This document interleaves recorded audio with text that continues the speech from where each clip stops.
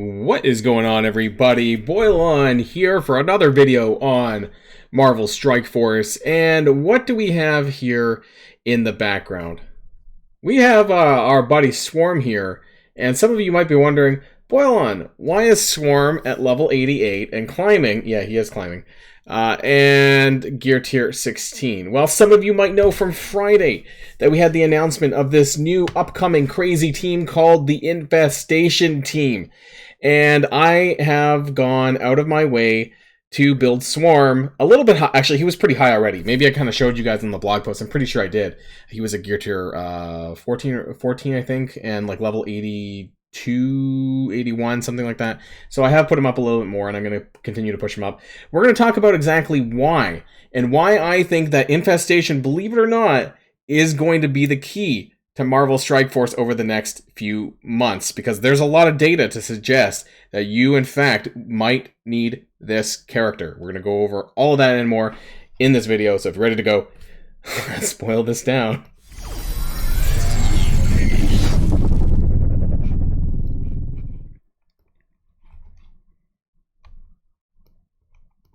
Okay.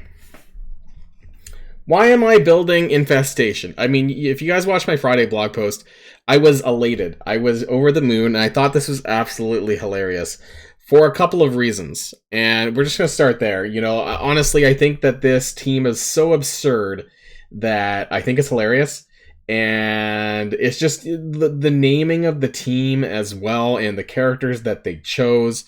Infestation suggests bugs. And I mean, I don't, correct me if I'm wrong, I don't think that spiders or arachnids are considered bugs. So we have Big Time Spidey, who's supposed to be a spider, Black Widow, who's also a spider, Ant-Man, who is an ant character, right, which is a bug, and then we have Yellow Jacket and Swarm. You got some bees and a Yellow Jacket. And I feel like this just really doesn't add up, but, you know, this is Scopely logic, and so it doesn't really matter now, does it? But I do think that this team has some value. We're going to go over this here. But what I want to, the reason why I have this, for those of you who, you've probably seen this before, this is my character spreadsheet that I keep with all of my data, with the character releases and whatnot, and the farmability and stuff like that. I wanted to go through all of the characters from 2022 specifically, and how many of these teams were war defense teams, because that's what we're dealing with right now with the Infestation team. They are a war defense team, and they've made it very clear that you are going to need the Nowhere team to beat this, because within the kit of Spidey Big Time, he basically says F you to almost every viable war offense, and we're going to take a look at that as well. But how many of these teams that we've got were actually war defense? So in 2022, we kind of started with the Young Avengers. And this is interesting, because I was the first content creator to push Young Avengers. Everybody said that war obviously, right? They said that war defense is crap. Why build war defense? It's a waste of time. And that's typically the ethos there, and the ideology is that war defense is a complete waste of time. Don't build it. And then they came, and I, the only reason why I went in was because I had an affinity to Young Avengers, the trait, the name. They really done it dirty, because they gave us all these characters that weren't really Young Avengers, with the exception of Kate Bishop. Everyone else, for the most part, America Chavez was. The rest of them are not Young Avengers, and I'm still mad to this day that they screwed up this tag. Nonetheless, though, I went into this team and I went hard. And everyone else was telling me that I was absolutely crazy, that I had a 7 red Squirrel Girl and I maxed Squirrel Girl, and people were telling me that I was crazy. And then what ended up happening was that this Young Avengers team was required as the main team to unlock Rogue for the Famine Scourge event. And then here I was with a maxed out Young Avengers, more or less, before they even announced that. Because I had a suspicion that, based on the stuff that we had to do for Morgan Le Fay, I was like, you know, okay, so if you examine, you know, the teams that are basically coming next and who's required, it made sense to me. right? Because we had Web Warriors and then we had Dark Hunters here from Morgan Le Fay, and I was like, well, who could possibly, you know, come next? And so as we scroll down here, you can kind of see that they had Madeline Pryor. Some people were saying Marauders for Famine, but it, you know, it ended up being Young Avengers, and then after that, it also included A-Force, which was just before the Rogue event. So going down the list in terms of who else was War Defense, we didn't really have anything until Hero as Guardians, and this was at the end of June and into July. So we had two characters. It was Mighty Thor and Valkyrie, and then Thor, Sif, and Heimdall here. So it was two new characters in this case, and this was the brand new team, War Defense again, and it was the #1 team to be used for the War Scourge. Now, you could have used Wave 1 Avengers because it was both Heroes, Guardians, and Wave 1 Avengers, but this was before some of the reworks that existed. I believe we had the Iron Man rework because of the Bionic Avengers in this patch, but we didn't have the Captain America rework, which we would have had later on for Rebirth, and that made it a lot better to use Wave 1. If you're doing the War event now, I would probably just use Wave 1 rather than Heroes Guardians, obviously, and I honestly, I regret building them as high as I did. I didn't really need to take the Heroes Guardians as high as I did, so that was a little bit of a disappointment, and so that was basically it. Like Gamma, people use it on War Defense, but it's both, realistically. And after that, there wasn't really War Dogs, again, War Offense, wasn't really any War Defense specific stuff. And even now, just going through the lists, you know, we didn't really have anything. I mean, Nowhere, I guess, is both as well, just like Gamma. But now, you know, you can't do that, right? Because I think that it's weird that the whole team of Nowhere is not even out yet, and they're already bringing out, they're talking about a new team, which is going to be the start of next patch, probably. That's going to be a team designed specifically to have Nowhere on the offense. And so what are you going to do about Gamma now? I mean, I guess you're just going to Gamma, but the original intention was to use Nowhere on Gamma, which you can't do now. So yeah, they F that up too. So interesting, right? So I think that this team is going to be a required team. Whether it's now, and we know that Nowhere is required in some capacity for the next Legendary event. Is Infestation going to be required too, or is Infestation going to be required for the third trial? I think there's a good chance, because often we know that War Defense teams are the least likely to be built. People hate it, and that's just how it is, because you don't get to actually play with them typically, and that's why I think that there's a high chance that they are going to be required for a future date for a Legendary event. They're not going to let this one slide, especially with War Defense characters. And actually, I wanted to scroll back a little bit. I was curious, actually, into 2021. Did they ever... I don't remember what kind of War Defense teams actually were in existence. Heroes for Hire. I guess they weren't specifically... They didn't really have that many events, I guess, here in 2021 for Legendary characters. Things were a little bit different back then anyways. But yeah, Heroes for Hire. So I think this is going to be the new Heroes for Hire. Are we at 2.0, 3.0? I'm not even sure anymore, but this is what I'm doing. And there's a few reasons why I think that this is going to be a nutso team. And, you know, I've had some time to digest the kits a little bit, and I want to go over it.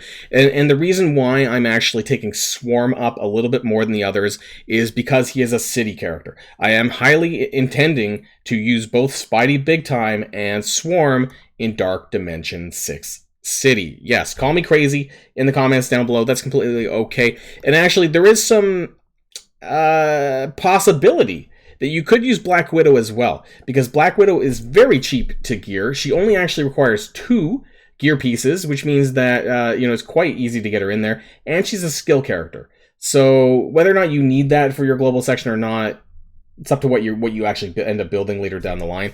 But she will be a cheap option. And for people who want cheap options to get there in quicker, this, again, is a possibility. Now, for Ant-Man and Yellow Jacket, probably wouldn't bother, personally. Even though their tech, it really depends, right? You know, in 5 months' time, when people are more actually looking into getting into Dark Dimension 6, there could be some better tech options to use that gear on, so it's hard to say at this point in time. But I do want to go back to the kit. Like I said, now that I've had some time to digest, specifically Spidey Big Time, my god, it's such a crazy long Yu-Gi-Oh card kit here. There's a lot here, literally. Talking about it on Friday's blog post video, like, it's just, there's so much. This is just the ultimate, and look how long it is. Look how many bullet points there are on this damn kit.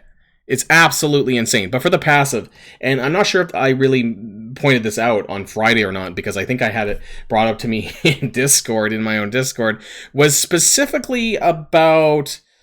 God, there's so much here. My eyes are getting... all speed bar generated... Sorry, I need to scroll down. All speed bar generated by any controller enemy is reduced by 50%. This is pretty crazy. And if you don't know why, we need to actually just go into the character listing, filter by controllers, and this is where they screw every single War Offense team, and then some, in terms of being able to beat the Infestation team on the defense. And just to be very clear as well, his ultimate, which is going to go off, you know, this is just absolutely bonkers too, which is the apply trauma to all enemies for 2 turns and blind to 2 enemies with the highest speed. This is absolutely going to trauma and blind Icarus, because the one thing is that the Infestation team does not have Safeguard. They have abilities to apply trauma, but they don't have Safeguard to prevent from flipping. And this ultimate is what's going to prevent Icarus from doing that, or at least if you're going in for a 1-shot, it's not going to happen. It's probably going to be a 2+ shot, or whatever it ends up being. So look at all of these characters that are controllers that Spidey Big Time says, F you. And we're going to start from the bottom, actually, just to kind of go through the list. Taskmaster, so Underworld. There is some more, obviously, but this is a good start. Taskmaster, FU, Cersei, FU, and especially anything that has a turn bar mechanic, especially a speed bar mechanic, namely Spider-Man 2099. So he has, because Taskmaster gets in war turn bar for his team and whatnot. Spider-Man 2099, when he uses his ultimate, that's going to get reduced by half. So it's going to give half as much turn bar, which is not going to allow for the overcoming of both Spidey Big Time and Black Widow, because Black Widow has an insane speed on spawn, and she's going to use her special, which is going to give speed up to everyone, including Spidey Big Time. And so it's just going to, those 2 characters specifically are going to go first for sure. And then we have other characters, Red Skull, if he happens to get a turn, Omega Red, as part of the whole Weapon X team. He gives speed bar as well on spawn, so that's not going to be enough to overcome any of the 2 characters, Black Widow or Big Time. We have Morgan Le Fay. That's a huge one, you know, because she has mechanics in her own passive, right, that gives turn bar to the team here. Where is it? Blah, blah, blah. On enemy team, fill speed bar by 10% for self and all Darkhold allies. This is going to be 5% in the presence of Big Time Spidey, so that's a significant reduction. And this part here where it says fill speed bar by, I mean, they don't have any mystic characters anyway, so that doesn't really matter, but this part particularly is going to really crush them. And then other controllers of note, I don't know if I'm not really big on War Dog, so I don't know if that really matters. Maybe it does. Okoye, probably there's some turn bar stuff in there, not going to matter. Mr. Negative, probably as well. Huge Magneto on spawn, that's another huge one. Loki, another huge one. You know, I don't know if you happen to do a hybrid variation that would do that with mystic controllers, but you know, so that's not going to happen. What else? Hela? Maybe? Actually, I think the speed bar comes from Greg, so I don't think that part's going to matter that much. Ghost, I guess, if you did happen to... I don't even know why I said that. Dr. Doom. This is the big one, Time Platform. So instead of 300% turn bar from Time Platform, you're now getting 150% turn bar, so a turn and a half.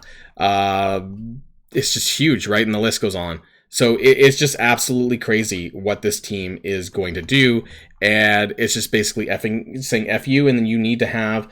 I think that this team is going to punch up significantly against a lot of teams as well, and you're going to be stuck into actually having to use Nowhere to some capacity to be able to overcome this, which is just absolutely crazy, because it's 1 new character and 4 old characters, and you saw my characters right here. They're not super built.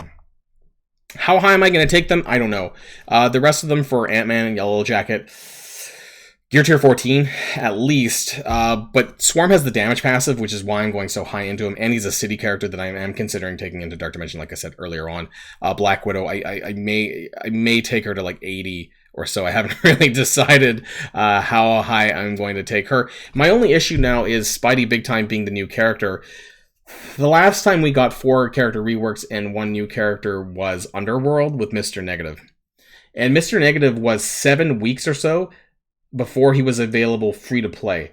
Now, it's possible they could be doing an exact replica of this with Spidey Big Time and replacing Mr. Negative with Spidey Big Time in the 5 shards for free on the online store. What that also means, though, is that people who buy Spidey Big Time is going to get a huge heads up in terms of, how long you have this team before free-to-play even have a chance to unlock him. So if they go the same route for that, that's pretty big, that people who pay will have like a 2-month head start on using this team and agitating the shit out of people in war. So I don't know, but yeah, it's just when I started reading that they're basically getting like double abilities, it was just absolutely crazy.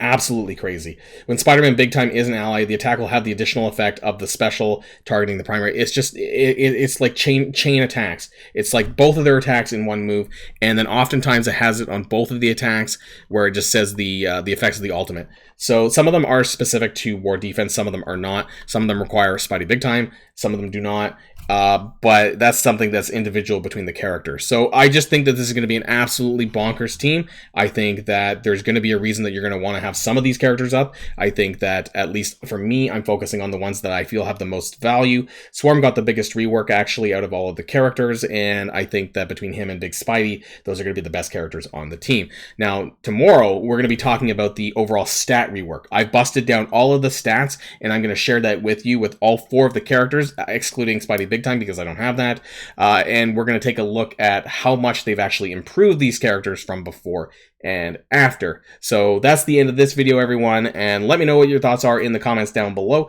and until next time, stay safe and healthy, and I'll see you all later. Boilon signing out.